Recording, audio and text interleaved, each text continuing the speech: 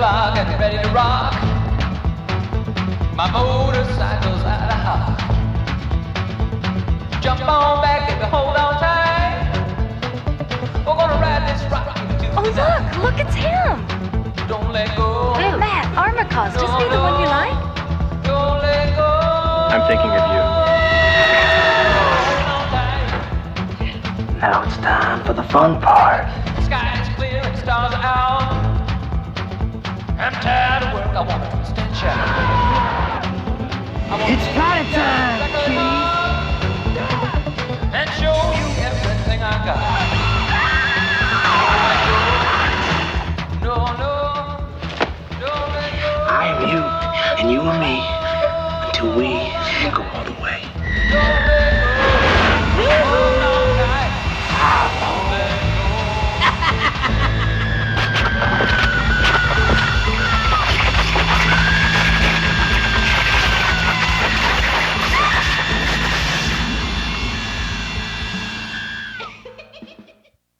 It was a time when everyone was excited about being involved in a project that was fun, it was inventive. Humorous, campy. It's like Rocky Horror Picture Show. It's a dark comedy musical. It was intended as a sequel, but the original name of it was Don't Let Go, -- or colon, kind of subtitle, Slumber Party Massacre 2. Roger dropped the Don't Let Go and pulled the Slumber Party Massacre 2 up. But yeah, it was intended as a sequel. I think he did ask me to do the sequel, yeah. I didn't get one job offer off of this, not one.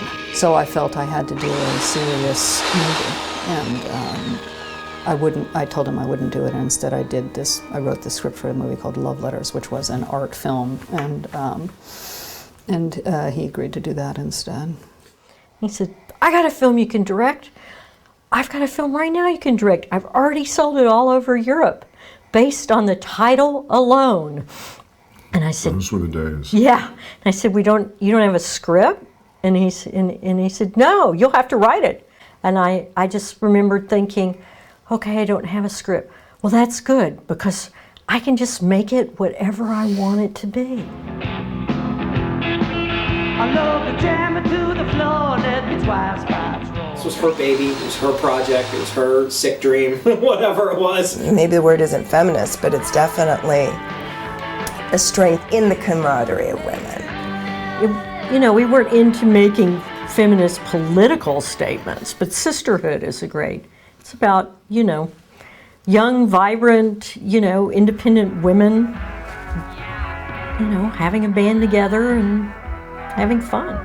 There's a wonderful bond that continues throughout all the way to the very end, all the way to Don't Let Go. Now, how you get from Don't Let Go to Slumber Party Massacre 2, I'm not sure. I thought maybe some distributor just got creative. Yeah, well, we were much happier calling it Don't Let Go. But we did have, for product placement and other reasons, we let the Slumber Party Massacre part disappear because, we got great promotional deals from all sorts of people. It was the summer of '87. It was hot. We had no money. We had there were no niceties per se. The sets were all recycled. They were used so many times. I can't imagine how many coats of paint were on those sets. I was actually casting the chest in James Cummins' backyard. He had a dog, and I said, well, this is my dream, to come to Hollywood, cast polyfoam in a backyard on grass, surrounded by shit. But this small indie little band of thieves that are getting as much done within one day as possible. We had no time to shoot this movie. I was one of the lucky ones. I would go into work about 7 and work until about 2 or 3 in the morning and do that every day. Our call times were 9 o'clock at night, and we would shoot all the way till the sun came up at 6 in the morning. Sleepless, everybody was totally sleep Deprived and tired and everything, and hiding from Roger, but we had a great time. The person who was kind of heading up, coordinating the effects and the budget, he came out and he was like, we can't waste these chemicals. I forget what the budget was, but it couldn't have been more than $20,000. I kind of remember 12. Well, it was all recycled stuff. That's the way Roger did stuff. You know, it was, we shot, the set was done at what was known as Hammond Lumber Yard. And it originally was a lumber yard, but then, you know, they still had the beams where the wood was hanging. And the story is that somebody pulled in and asked Roger if they could buy some lumber.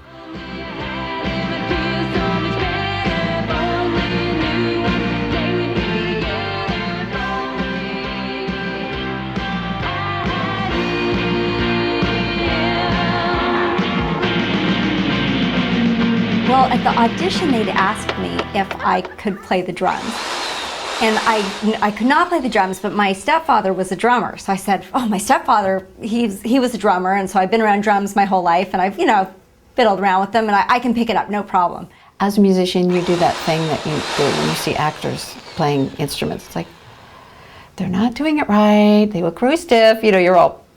So Kevin, the casting director, he played the drums, and he gave me lessons. He taught me how to play the drums.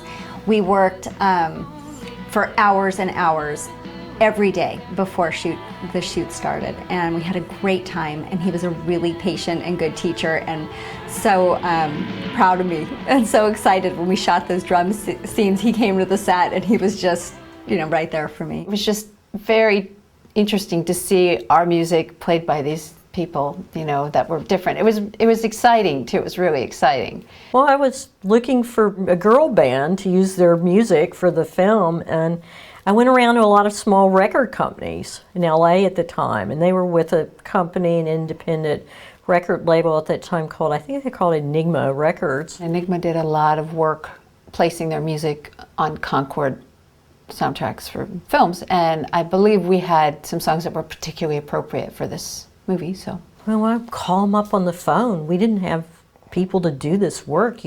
Everybody involved with the film had to wear 8 different hats. You know, I was like the music producer. And I remember calling up Enigma Records and talking to the guy who owned it, because it was a small label, and he said, oh, I think I've got exactly what you want. I've got this new women's band called Wednesday Week. Let me send, you know, and he sent me the demos. Plus, you know, the storyline, it's a girl band, and that's what we are, and so it was perfect. Wednesday Week has a big fan following regarding their 2 songs in the movie. There were a lot of people who discovered us that way, which is pretty neat.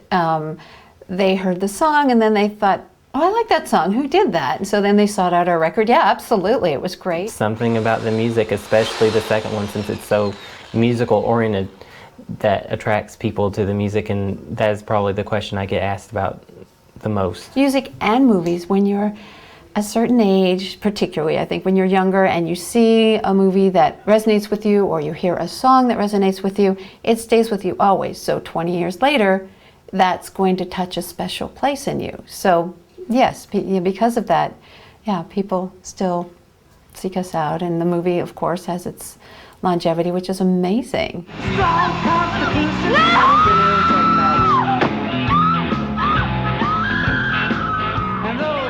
Oh, Wirtanis was a dream boy. He was a great guy. You know, he was the first person I read for the part. I had this big long audition where I made all these guys come in and sing and dance for me and do all this stuff. You know, I think Wirtanis had released an album before this. I know because he gave me a copy. But I couldn't cast the first person I saw. You know, it was a huge audition thing. It went on for days and days and days, and I made Wirtanis come back 3 times. And I was a little worried about him because I kind of saw the Driller Killer as a big guy, and Wirtanis is not a big guy.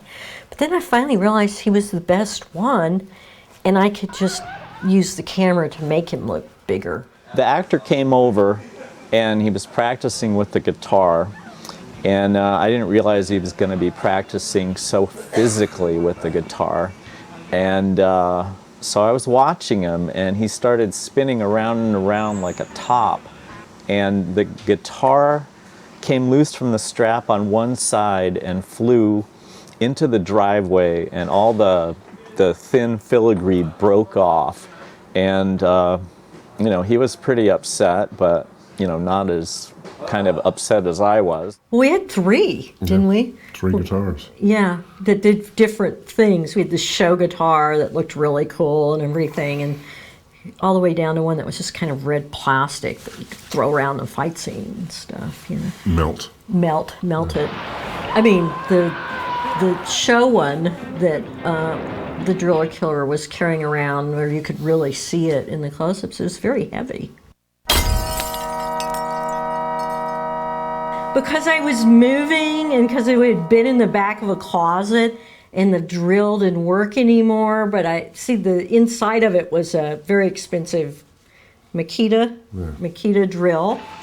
I kind of suspected if you charged it up, it would work, and it kept getting bumped and knocked over, and I just wasn't taking very good care of it. Plus I was moving, so kind of just to see what had happened, I put it on eBay.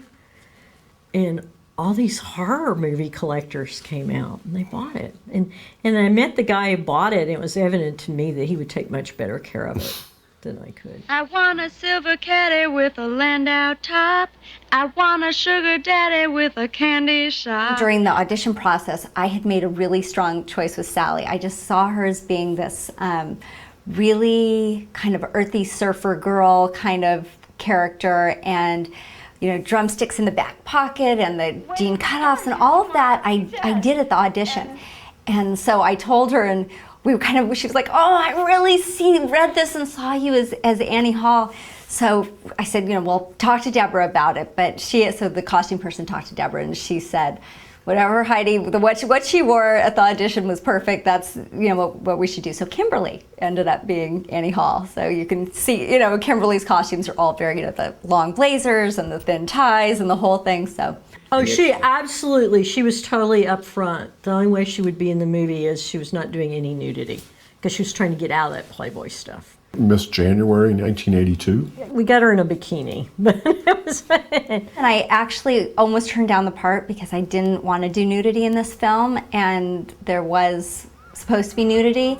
So I was really torn and frustrated and disappointed, and just the whole thing, it was just didn't know what I wanted to do. And Deborah ended up coming to my apartment, and we sat and talked about it.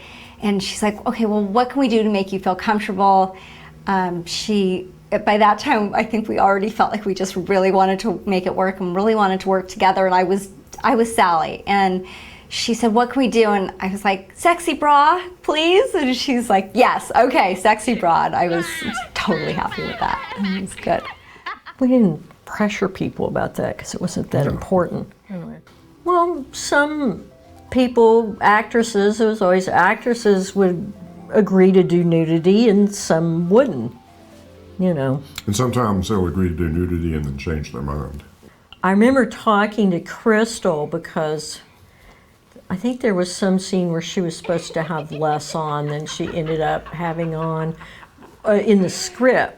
But I mean, we had to talk about it up front and everything, and she had an issue with it. She's the daughter of a Baptist preacher. She refused to get in the bed with Patrick Lowe. She said that her character would not do that, and she wanted to set an example by showing that you could be boyfriend and girlfriend and you would never ever get in the same bed. It was before she was Crystal Bernard, and she was dreamy, but she was never, let's put it this way, there were no divas on this movie. Years later, I don't remember what year it was, but she was starring, as you know, in Wings, and I was guesting on that show, and I knew she didn't recognize me or remember for whatever reason. She was busy, and I walked up to her and I said, you may not remember me, but I played your mother in Slumber Party Massacre, and she let out a hoot, and it was funny, and then she turns around and announces to everybody, hey, this is Jennifer Roach, played my mother in Slumber Party Massacre, and everybody applauded, Thank you very much. At the audition, there were a lot of requirements, and one of them was they asked if I was claustrophobic. I'm like, well, no, I'm not claustrophobic. Okay, I had no idea if I was claustrophobic. Luckily, I'm not claustrophobic, but I really wanted the part, and I'm like, okay, I just won't be claustrophobic, whatever they're gonna make me do.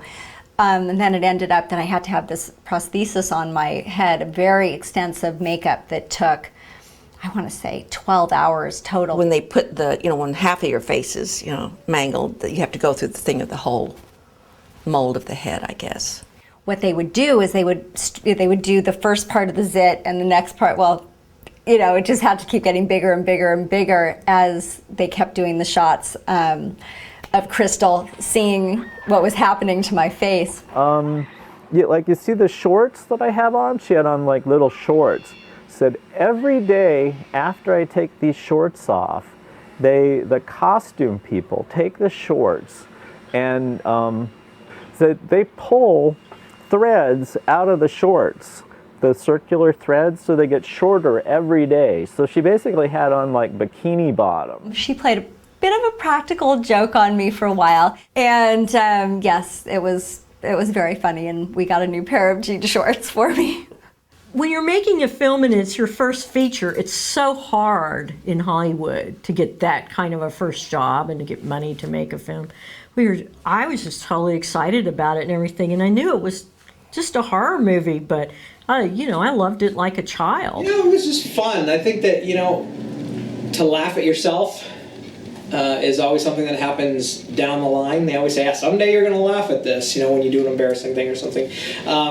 I just think that, people looking back, it was maybe even a lighter time, even though the movie's about killing and, dark themes and who knows, demonic possession or whatever the heck was going on there. Well, it's purposely open to interpretation. To me, there's two interpretations of it, which is all the things depicted in the movie actually did happen to Courtney, played by Crystal, and it drove her insane, and she's now in the same insane asylum that Valerie, her sister, was in. Or you could decide that none of it ever happened, and it's just the hallucinations of somebody who's been in the loony bin the whole time. I kind of like the first one best, though, It is a treasured memory that I hope is shared with all of us. Love that movie.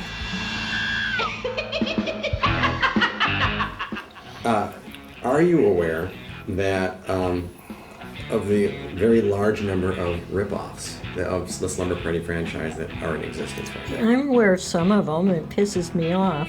It's kind of like, get your own ideas, guys.